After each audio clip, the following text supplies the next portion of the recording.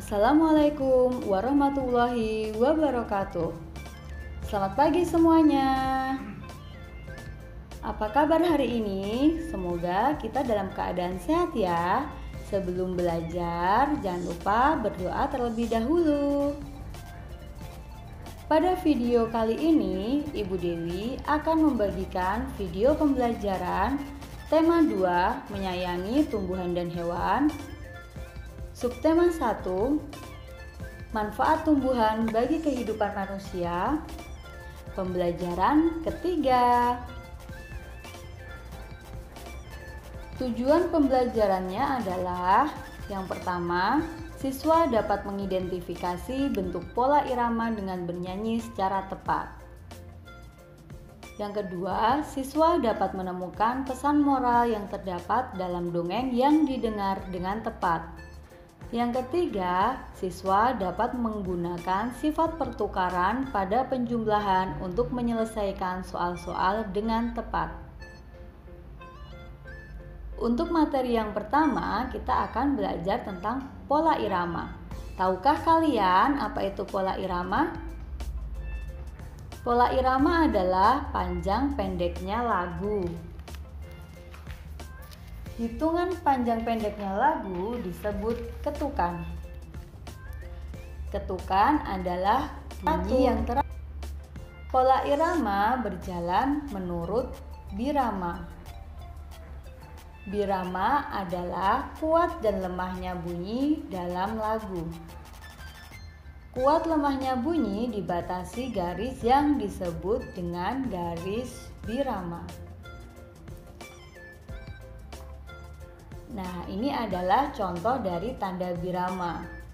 Biasanya sering kita jumpai pada lagu wajib nasional atau lagu anak-anak. Nah, di sini contohnya ada 2/4, 3/4, 4/4.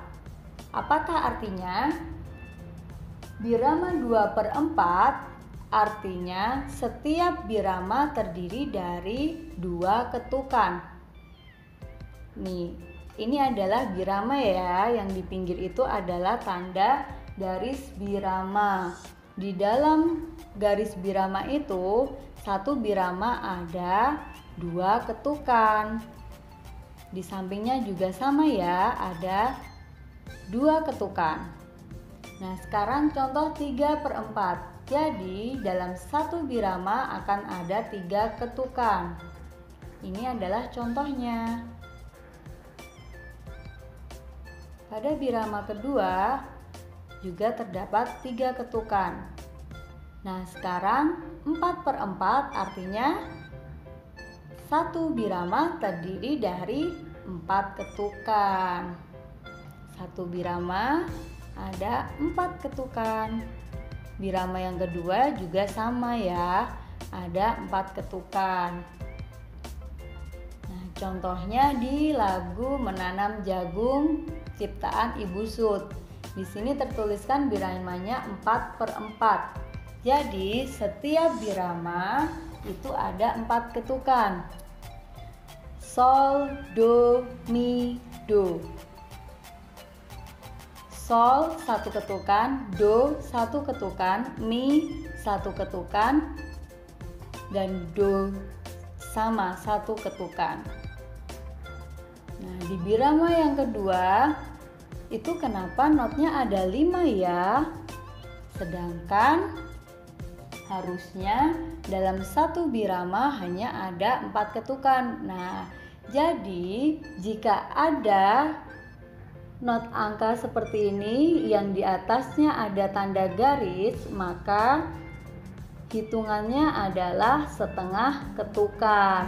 Jadi sol itu 1 ketukan karena di atas ada garisnya ya sama. Nah, sedangkan tanda titik ini juga dibaca 1 ketukan. Jadi pada birama kedua ada 4 ketukan ya teman-teman. Sekarang kita coba menyanyikan lagu Menanam Jagung bersama-sama ya. Ayo kawan kita bersama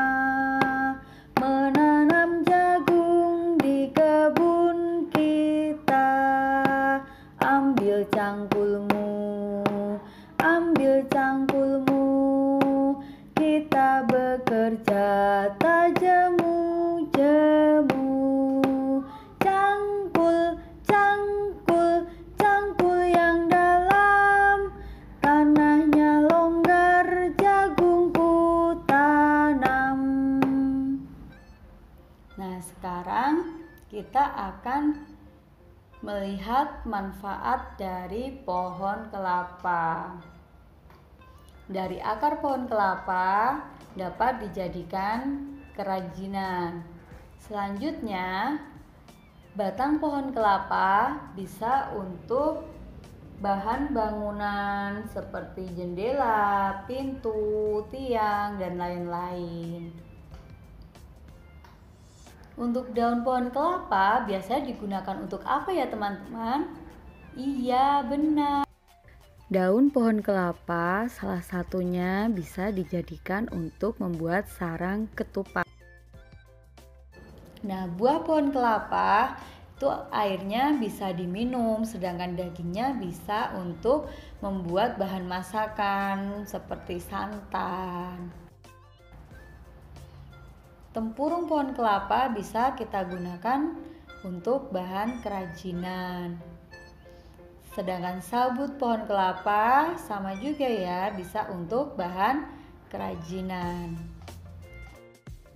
Sekarang kita simak kembali dongeng yang berjudul Kisah Pohon Kelapa.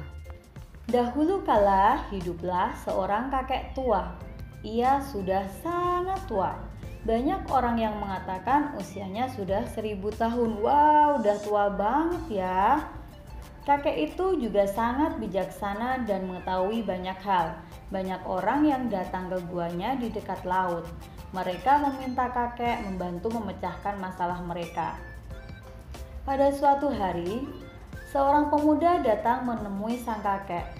"Wahai kakek yang bijak," kata pemuda itu. "Aku ingin menjadi orang yang berguna bagi orang lain. Aku ingin melayani sepanjang hidupku. Katakan padaku, Kek, bagaimana aku dapat melakukannya?" "Wah, niatmu sangat terpuji," kata kakek. "Baiklah, bawalah kotak ajaib ini. Jangan kau buka kotak ini sebelum kau tiba di rumah. Ingat, bila engkau membukanya sekarang, sesuatu akan terjadi pada dirimu." "Terima kasih, Kek," kata pemuda itu. Ia mengambil kotak itu kemudian pergi. Ketika tiba di luar gua, tiba-tiba ia berhenti. Aku penasaran. Apa ya yang ada dalam kotak ini?" katanya dalam hati. Daripada aku penasaran, aku lihat sajalah apa isinya." Nah, kemudian ia membuka kotak itu dan seketika itu juga ia berubah menjadi sebatang pohon yang tinggi. Pohon kelapa namanya. Itulah hukuman baginya karena tidak mematuhi peringatan sang kakek. Namun, ia tetap menjadi apa yang ia inginkan karena berguna untuk orang lain. Semua bagian dari pohon kelapa, dari akar, batang, buah, daun, dan sabut kelapa banyak memberikan manfaat bagi manusia. Nah, dari dongeng kisah pohon kelapa dapat kita tuliskan pesan moralnya. Antara lain, kita tidak boleh ingkar janji karena akan berakibat buruk untuk kita.